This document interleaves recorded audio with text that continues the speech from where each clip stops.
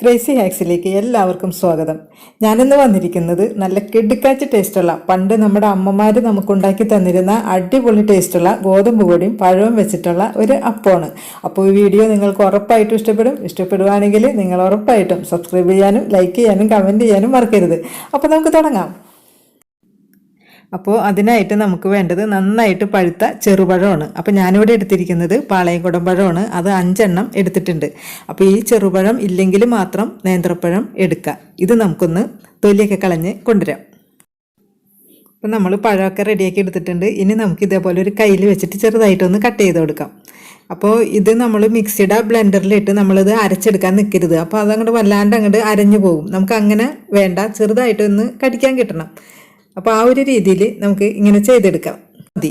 ഇനി നമ്മൾ ഇതിലേക്ക് ചേർത്ത് കൊടുക്കുന്നത് ഒരു അല്പം മാത്രം ഉപ്പ്, അതിനുശേഷം ഒരല്പം മഞ്ഞൾപ്പൊടി. അപ്പോൾ മഞ്ഞൾപ്പൊടി ഒരു കളറും കിട്ടാനും പിന്നെ നമുക്ക് മഞ്ഞൾപ്പൊടിയല്ലേ നല്ലതാണ് എന്തുകൊണ്ടും, അപ്പോൾ അതൊന്ന് ചേർത്ത് കൊടുക്കുക.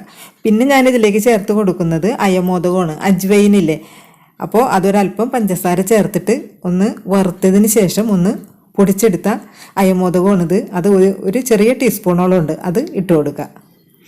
അപ്പോൾ ഈ അയമോദകത്തിന് പകരമായിട്ട് ഇതിൻ്റെ ടേസ്റ്റ് ഇഷ്ടമല്ലാത്തവർക്ക് ഒരു 1/4 ടീസ്പൂൺ ചെറുജീരകം ഒന്ന് പൊടിച്ചിട്ടാലും മതി. അതല്ലെങ്കിൽ ഒരു 4-5 ഏലക്കായുടെ സീഡ് മാത്രം ഒന്ന് പൊടിച്ച് ഇതിനകത്തേക്ക് ചേർത്ത് കൊടുക്കുക. അപ്പോൾ നമ്മൾ ഉണ്ടാക്കുന്ന നേരത്ത് നമ്മൾക്ക് ഇഷ്ടപ്പെട്ട ഫ്ലേവർ ഏതാണോ അത് ചേർത്ത് കൊടുക്കുക. അപ്പോൾ 3നും നല്ല അടിപൊളി ടേസ്റ്റാണ്. അപ്പോൾ നമ്മൾ ഉണ്ടാക്കുന്ന സമയത്ത് അതൊന്ന് മാറ്റി ഒന്ന് ചെയ്ത് നോക്കിയാൽ മതി. അപ്പോൾ അതിൻ്റെ ആ ടേസ്റ്റിൻ്റെ ആ ഡിഫറൻസ് നമുക്ക് മനസ്സിലാക്കാൻ പറ്റും. അടിപൊളി ടേസ്റ്റാണ് ഏത് ഇട്ടാലും. അപ്പോൾ ഇതിലേതെങ്കിലും ഒന്ന് ഇട്ട് കൊടുക്കുക. ഇനി നമ്മൾ ചേർത്ത് കൊടുക്കേണ്ടത് നാളികേരമാണ്. അപ്പോൾ 3 ടീസ്പൂൺ നാളികേരമാണ് ഞാൻ ചേർത്ത് കൊടുക്കുന്നത്. അത് ഇതിലേക്ക് ഇട്ട് കൊടുക്കുക. അതിനുശേഷം വീണ്ടും നമുക്ക് ഒന്നും കൂടി ഒന്ന് മിക്സ് ചെയ്ത് കൊടുക്കുക. അപ്പോൾ ആ പഴം ഒന്നും കൂടി ഒന്ന് ഉടഞ്ഞു കിട്ടും. നമ്മളിപ്പോൾ ഇതിലേക്ക് ചേർത്തിരിക്കുന്ന പഴം നന്നായിട്ട് പഴുത്ത പഴമായിരുന്നു. അതുകൊണ്ട് തന്നെ നമുക്ക് ഈ കയ്യിൽ വെച്ചിട്ട് ഒന്ന് പ്രസ് ചെയ്താൽ മാത്രം മതി. അപ്പോൾ അത് നന്നായിട്ട് അത് ഉടഞ്ഞ് കിട്ടിക്കോളും. അപ്പോൾ നന്നായിട്ട് അങ്ങോട്ട് ഉടയാൻ വേണ്ട, കുറച്ച് ചെറിയ ചെറിയ കഷ്ണങ്ങളായിട്ട് അതിനകത്ത് കെടുക്കാൻ വേണം. ഇനി നമുക്കിതിലേക്ക് ആവശ്യത്തിന് മധുരം ചേർത്ത് കൊടുക്കണം. അപ്പോൾ മധുരത്തിനായിട്ട് ഞാൻ എടുത്തിരിക്കുന്നത് ശർക്കരയാണ്. അപ്പോൾ അതിൻ്റെ അളവ് പറയുകയാണെങ്കിൽ ഒരു 50 ഗ്രാമോളം ശർക്കര, അത് പൊടിച്ചെടുക്കുകയാണെങ്കിൽ ഒരു 3 ടേബിൾ സ്പൂണോളം ശർക്കര ഉണ്ടാവും. അപ്പോൾ അത് 240 ml ഒരു കപ്പ് അളവാണ്. അപ്പോൾ അതിൽ 1/2 കപ്പ് വെള്ളം ചേർത്തിട്ട് നന്നായിട്ട് ഉരുക്കി അരിച്ചെടുത്ത് വെച്ചിരുന്നതാണിത്. അപ്പോൾ നമുക്ക് ഇത്രയും വേണ്ടി വരില്ല, ഓരോരുത്തരുടെ മധുരം അനുസരിച്ച് ചേർത്ത് കൊടുക്കുക. അപ്പോൾ ഇതിന് പകരമായിട്ട് പഞ്ചസാര ചേർക്കണമെങ്കിൽ പഞ്ചസാര ചേർത്ത് കൊടുക്കാം. ഇനി നമുക്കിതിലേക്ക് ആവശ്യത്തിന് ഗോതമ്പ് പൊടി ഇട്ട് കൊടുക്കാം. അപ്പോൾ ഈ ഗോതമ്പ് പൊടി ഞാൻ 1 ഗ്ലാസ് അളവിലാണ് ഞാൻ എടുത്തിരിക്കുന്നത്. അപ്പോൾ നമ്മൾ ഒരു 5 പഴത്തിൻ്റെ അളവിന് ഏകദേശം ഈ 1 ഗ്ലാസ്, ചിലപ്പോൾ ഇത്രയും വേണ്ടി വരില്ല. അപ്പോൾ പഴത്തിൻ്റെ ആ ഒരു ടേസ്റ്റ് നമുക്ക് മുന്നിട്ട് നിൽക്കണം. അപ്പോൾ മുഴുവനായിട്ട് നമ്മൾ ഇട്ട് കൊടുത്തിട്ടില്ല, കുറേശ്ശെ നമുക്ക് ചേർത്ത് കൊടുക്കാം. നന്നായിട്ടത് മിക്സ് ചെയ്ത് കൊടുക്കാം. കുറച്ചും കൂടി വെള്ളം ചേർത്ത് കൊടുക്കണം. അപ്പോൾ വെള്ളം എന്ന് ഉദ്ദേശിച്ചത് നമ്മൾ ശർക്കര തന്നെയാണ്. അപ്പോൾ ശർക്കര ഉരുക്കിയപ്പോഴും നമ്മൾ കുറച്ച് കൂടുതൽ വെള്ളത്തിലാണല്ലോ ഉരുക്കി എടുത്തത്. അപ്പോൾ അതുപോലെ തന്നെ വെള്ളം കുറച്ച് നീട്ടി എടുത്തിട്ട് വേണം ശർക്കര ഉരുക്കി എടുക്കാൻ. അപ്പോൾ നമുക്ക് ആവശ്യത്തിന് പൊടിയും ഇട്ട് കൊടുക്കാം. ഇപ്പോൾ നമ്മൾ എടുത്തു വെച്ചിരുന്ന ആ 1 ഗ്ലാസ് ഗോതമ്പ് പൊടിയിൽ 3/4 ഗ്ലാസ് പൊടി മാത്രമേ ഞാൻ ഇതിലേക്ക് ചേർത്ത് കൊടുത്തിട്ടുള്ളൂ.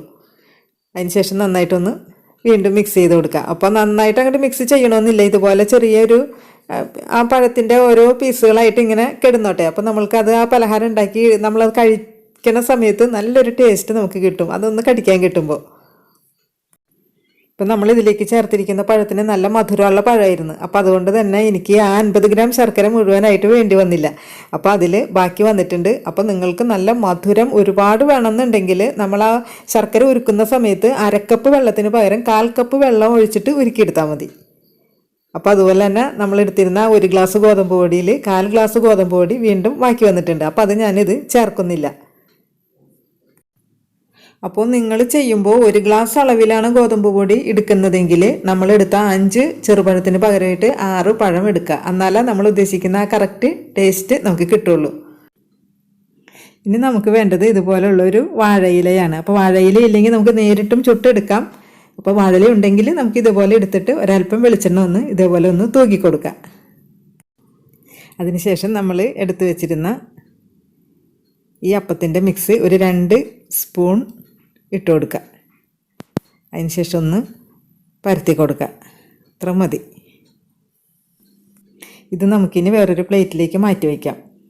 നമുക്ക് ബാക്കിയുള്ളതും ഇതേപോലെ ഒരു ഇല എടുത്തിട്ട് ഇതേപോലെ പരത്തി വെക്കുകയാണെങ്കിൽ കുറച്ചും കൂടി നമുക്ക് എളുപ്പമായിരിക്കും വേഗം വേഗം ചുട്ടെടുക്കാനായിട്ട്. അപ്പോൾ നമ്മൾ ആ വെളിച്ചെണ്ണ ഒഴിച്ചതിന് പകരമായിട്ട് നമുക്ക് നെയ്യ് വേണമെങ്കിൽ നെയ്യ് ഒഴിച്ചും നമുക്ക് ഇതേപോലെ പരത്തി വയ്ക്കാം. ഇനി നമുക്കിത് ചുട്ടെടുക്കാം. അപ്പോൾ അതിനായിട്ട് ഇതുപോലെ ഒരു പാൻ വെച്ച് കൊടുക്കുക. അപ്പോൾ പാൻ ചൂടായിട്ടുണ്ട്. ചൂടായതിന് ശേഷം ഒന്ന് മീഡിയം ഫ്ലെയിമിലോട്ട് മാറ്റി കൊടുക്കുക. അതിനുശേഷം നമ്മൾ എടുത്ത് വെച്ചിരുന്ന ഇല ഇതിലേക്ക് വെച്ച് കൊടുത്തിട്ട് മൂടി വെച്ചിട്ട് ഒന്ന് വേവിച്ചെടുക്കുക. ഇടയ്ക്ക് നമുക്ക് ഈ മൂടി ഒന്ന് തുറന്നിട്ട് കുറച്ച് വെളിച്ചെണ്ണ ഒന്ന് സ്പ്രിങ്കിൾ ചെയ്ത് കൊടുക്കാം. വേണമെന്നുണ്ടെങ്കിൽ കുറച്ച് നെയ്യായാലും മതി. അതിനുശേഷം നമുക്ക് വീണ്ടും മൂടി വെച്ച് കുക്ക് ചെയ്യാം. നമ്മളിപ്പോൾ ഇത് കുക്ക് ചെയ്യാൻ വെച്ചിട്ട് ഏകദേശം ഒരു 6 മിനിറ്റോളം ആയിട്ടുണ്ട്. ഒരു മീഡിയം ഫ്ലെയിമിലാണ് നമ്മൾ വെച്ചിരുന്നത്. ഇനി നമുക്കിതൊന്ന് തിരിച്ചിട്ട് കൊടുക്കാം. വീണ്ടും നമുക്ക് ഒരു 5 മിനിറ്റ് നേരം ഒന്ന് മൂടി വെച്ചിട്ട് വേവിച്ചെടുക്കാം. അപ്പോൾ ഇത്ര മതി. നല്ല പെർഫെക്റ്റായിട്ട് നല്ല മൊരിഞ്ഞൊക്കെ നമുക്ക് നല്ല ഒരു ബ്രൗൺ കളറൊക്കെ കണ്ട ഇതേപോലെ കറക്റ്റായിട്ട് കിട്ടണം. ഇനി നമുക്കിതൊരു ഇലയിലേക്ക് മാറ്റാം. ഇനി നമുക്ക് അടുത്ത ഇലയും ഇതുപോലെ വെച്ച് കൊടുത്ത് മൂടി വെച്ചിട്ട് വേവിച്ചെടുക്കാം. അതിനുശേഷം തുറന്നിട്ട് നമ്മൾ ചെയ്ത പോലെ തന്നെ വെളിച്ചെണ്ണ ഒരല്പം ഒന്ന് ഒഴിച്ച് കൊടുക്കുക. അപ്പോൾ വെളിച്ചെണ്ണ ഒഴിക്കണമെന്ന് യാതൊരു നിർബന്ധമില്ല. വെളിച്ചെണ്ണ ഒഴിച്ചില്ലെങ്കിലും ടേസ്റ്റിന് യാതൊരു വ്യത്യാസം ഉണ്ടാവില്ല. നല്ല അടിപൊളി ടേസ്റ്റ് തന്നെയായിരിക്കും.